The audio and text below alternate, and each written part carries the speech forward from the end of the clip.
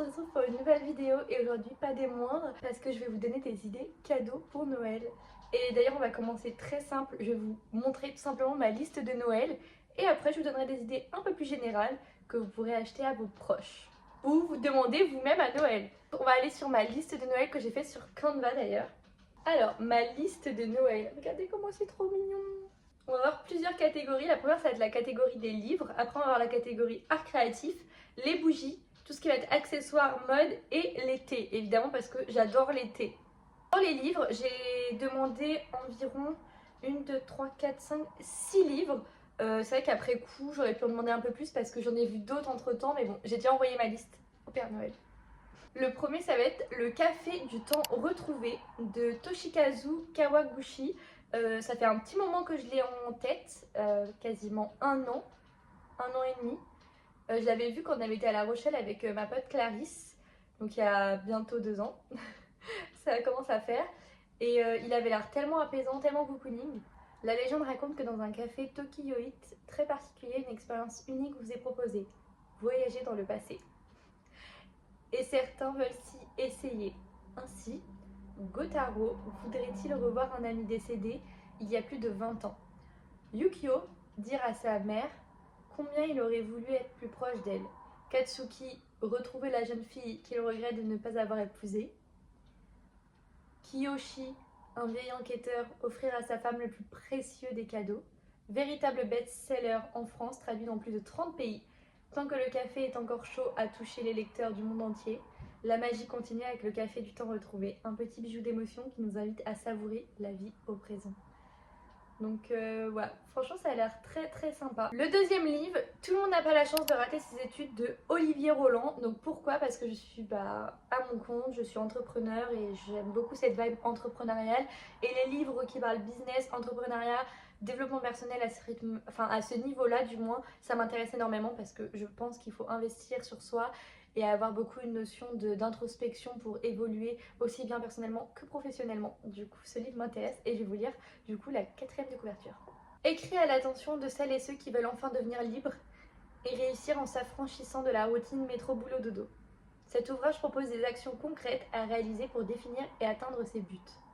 L'auteur vous montre comment le système éducatif peut nuire à votre épanouissement personnel et vous donne les clés pour éviter cet écueil en créant votre entreprise tout en minimisant les risques.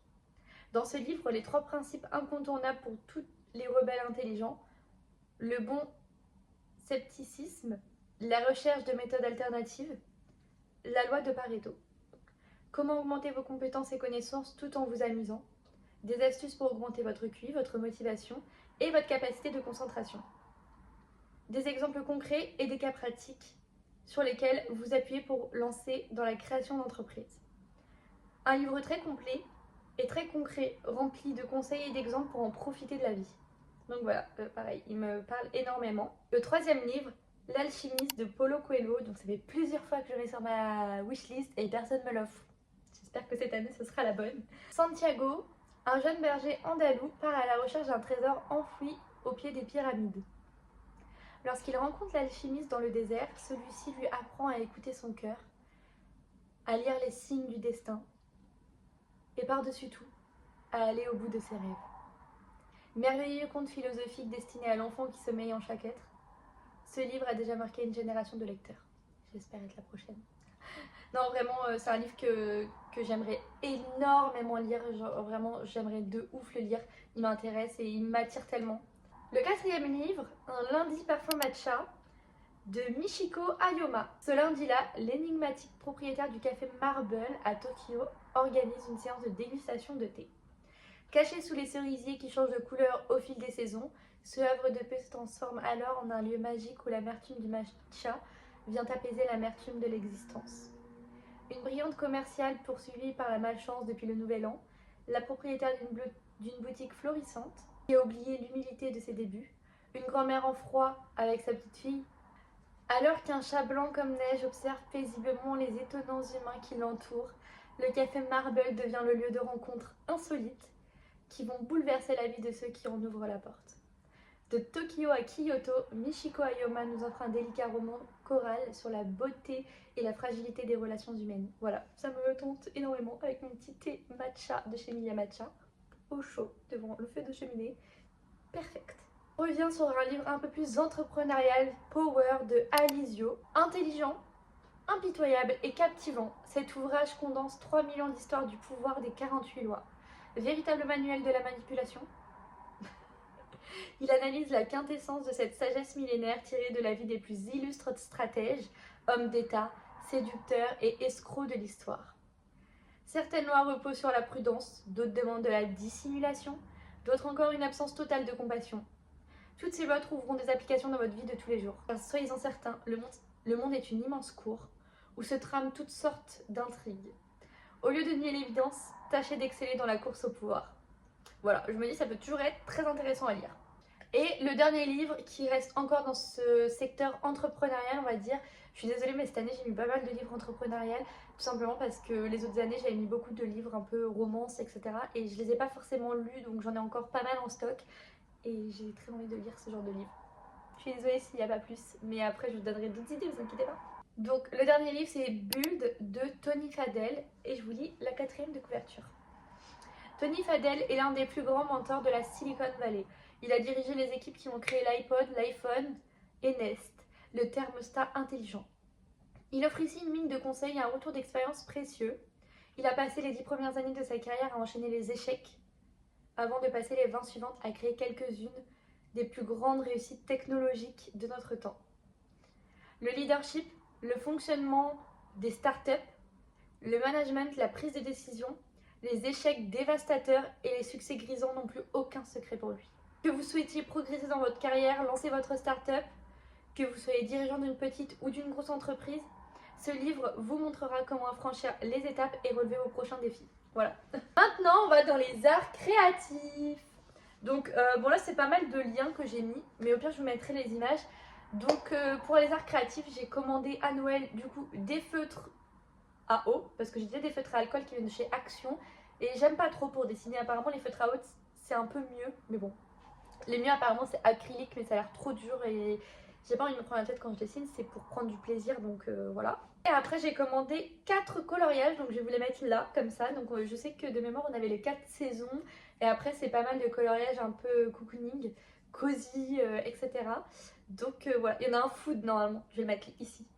Trop hâte de faire, il me donne trop envie. Enfin en espérant que je l'ai eu à Noël. Mais voilà, catégorie les bougies.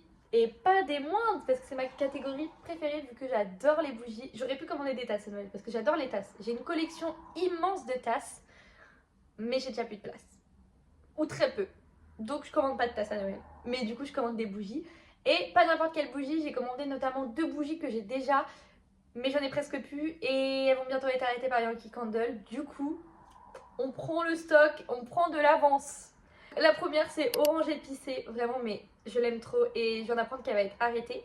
Après on a Warm and Cozy, pareil, je l'aime trop cette bougie, elles sont tellement bonnes et elle est déjà plus en production. J'ai trouvé un site, du coup c'est Candle Shop où il y a pas mal d'anciennes bougies qui sont disponibles dessus, donc let's go. C'est ma cousine qui m'a donné le site, je tiens à préciser, ce qui est à César, rue Linda César. Après on a la bougie Noël à New York de chez Yankee Candle, vraiment elle me donnait trop envie. Après on a la bougie Cashmere Delica, pareil toujours de chez Yankee Candle, qui sent vraiment le bois de santal et le patchouli, vraiment j'aime trop. Et la dernière, une de mes favorites, pareil, vraiment il n'y en a que 2 nouvelles, sinon les 3 autres, bah, celle que je vais vous présenter et les 2 autres que je vous ai déjà présentées, c'est des bougies que j'ai déjà et que j'aime trop. C'est du coup une bougie à la vanille avec une tige en bois, genre vraiment ça fait du bruit, ça crépite, c'est incroyable. Et ça vient de chez Woodwick et vraiment j'aime trop. Les accessoires slash la mode. Donc là, très basique, j'ai commandé principalement des pulls et des chaussures. Je vais mettre les liens, enfin les visuels à chaque fois. Donc la première c'est une paire de baskets de chez Vanessa Wu avec le jean et tout, j'aime trop, franchement j'adore, je le trouve trop original et franchement le prix est grave abordable. La deuxième paire de baskets c'est celle-ci, donc dans les tons beige et kaki. Il faut savoir que j'adore le kaki, c'est une de mes couleurs favorites. Et mon conjoint aussi, et tellement que c'est notre couleur favorite, on a carrément le canapé qui est kaki. On a fait plein de murs dans la maison kaki, donc vraiment ça va de sens d'avoir des chaussures kaki. Et encore c'est des petites touches, donc ça va. Et la dernière, très basique, blanche avec quelques touches de noir et j'aime bien la petite touche zébrée à l'arrière. Voilà, j'aime trop. Donc on verra lesquelles j'aurai à Noël. Mais j'avoue que j'ai un petit coup de cœur quand même pour la première, vraiment gros coup de cœur. Donc je vais vous les mettre ici, ces 3 pulls de la même marque, donc ça vient de chez Uniqlo et vraiment je les trouve très beaux et très qualitatifs. Donc j'ai en blanc cassé, en bordeaux et en bleu marine. J'avoue que le bleu marine est un peu abusé étant donné que j'en ai déjà un là. Mais en vrai il vieillit très mal, il bouloche et je me dis là ce sera vraiment un pull qualitatif. Et j'aime tellement le bleu marine, je le mets très souvent ce pull. Comme ça je pourrais vraiment switcher. Et lui il est côtelé, vous voyez, pas lui. Comment je trouve des excuses. Bref, après j'ai une polaire noire, pareil, qui vient de chez Uniqlo. Je la veux parce que tout simplement j'ai des copines qui l'ont, notamment ma petite pote Raph. Et vraiment elle est trop confortable quoi.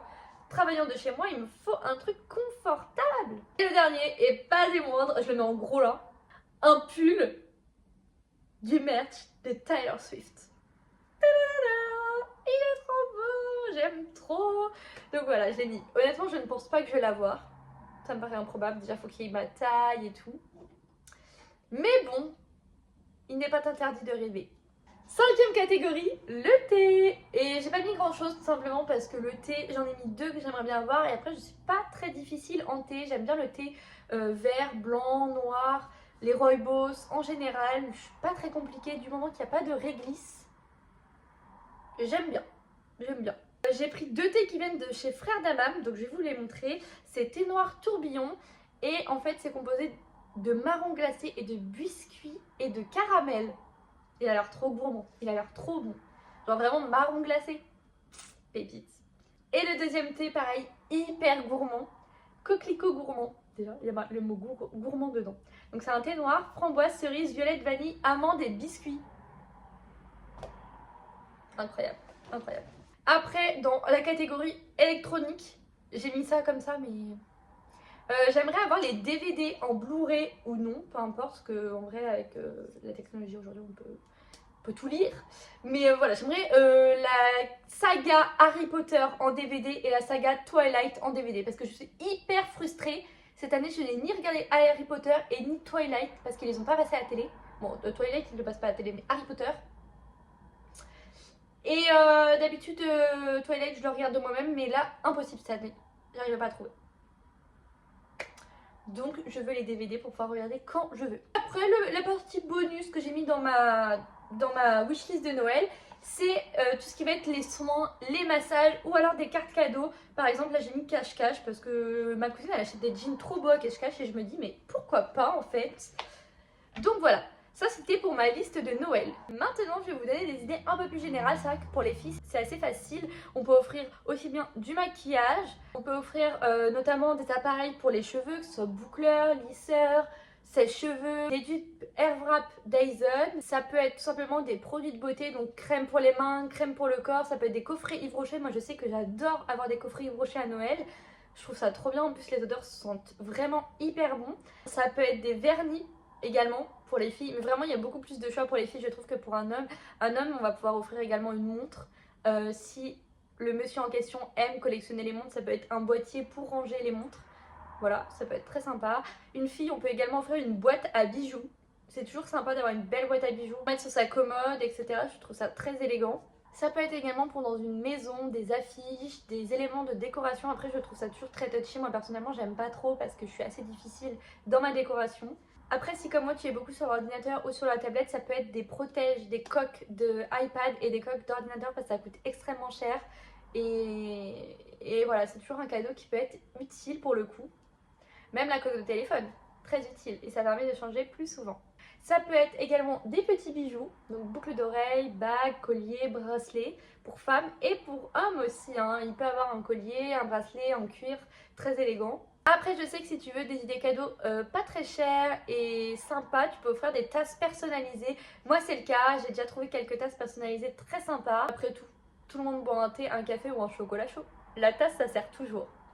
Après, attention qu'elle ne soit pas trop kitsch. Ça peut être donc, comme je l'ai déjà précisé dans ma propre liste, des vêtements ou une carte cadeau pour pouvoir faire des achats en vêtements. Ça sert toujours, c'est un cadeau qui est utile. Après, ça dépend aussi de si la personne t'envoie une liste ou pas. Comme j'ai déjà dit, ça peut être du make-up, donc un gloss, un rouge à lèvres, un mascara. du blush, enfin voilà, il y a vraiment une infinité de possibilités. Ça peut même être des palettes de teint, des palettes pour les yeux. Et si tu veux jouer dans l'originalité, offre une expérience à Noël, donc tout ce qui va être soins, massage, spa, air spa, head spa, mais ça peut être également tout ce qui va être parc d'attraction. Après ça va énormément dépendre des budgets, mais on peut également aller jusqu'à un voyage, un week-end, une semaine, peu importe en fonction du budget, mais ça fait toujours plaisir d'avoir ce type de cadeau également. Je sais que moi une fois à Noël, on avait eu un week-end à Londres et on avait pu du coup visiter le studio Harry Potter, ça faisait partie du cadeau de Noël et franchement c'était vraiment incroyable. Et en plus c'était que 2-3 mois après Noël, c'était en mars, donc vraiment j'en garde un super souvenir. Également ce qui peut s'offrir, les manteaux c'est un peu plus compliqué, mais tout ce qui va être bonnet, écharpe, gants ou mitaines, ça fait toujours plaisir. C'est un petit cadeau qui n'est pas extrêmement cher et c'est toujours très utile. Pour les amoureux de la cuisine, tout simplement des ustensiles de cuisine assez jolis, assez élégants. Moi je sais que mon copain m'avait déjà offert des ustensiles de cuisine de chez Mickey. Je vous les mets là. Ils sont trop mignons, je les aime trop. Mais ça peut également être des livres de cuisine. Je pense notamment au fameux livre de recettes de Caro from the Woodland. Mes petites douceurs cosy des 4 saisons. Je crois que c'est ça, je vous mets la photo. Il est trop beau, j'ai été le voir en vrai à Espace Culturel. Franchement, le design de la couverture est magnifique.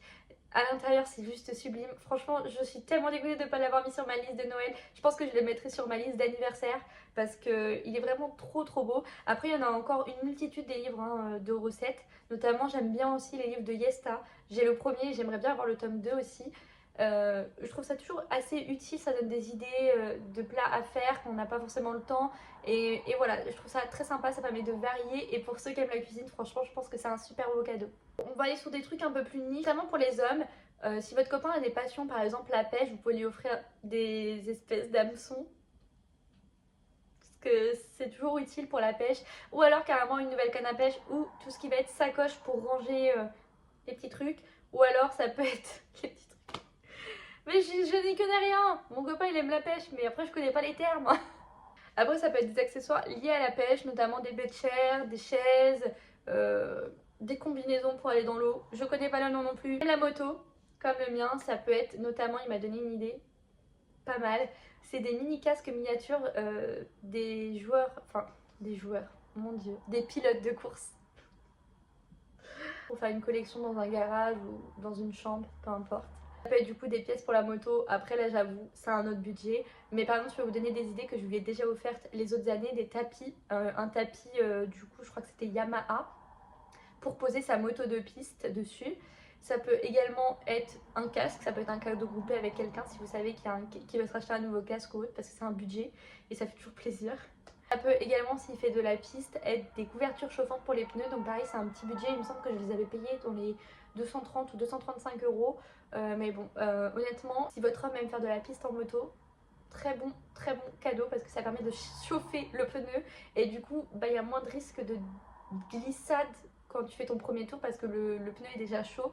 Donc t'as pas besoin de faire ton tour de chauffe. Du coup aussi, t'es plus rapide dans les statistiques en termes de minutes de tour de piste. Je sais pas si c'est très clair, c'est pas mon domaine, mais voilà.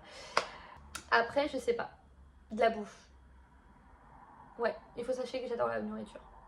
Donc ça peut être de la nourriture, genre des grosses guimauves en chocolat, des nounours. Vous savez, les nounours en chocolat un peu à la Cyril Lignac, ou alors à la Angelina, ou les chocolats Angelina qu'on retrouve le café Angelina à Paris. Ils vendent des chocolats chauds, également du coup des petits nounours en chocolat comme Cyril Lignac peut faire.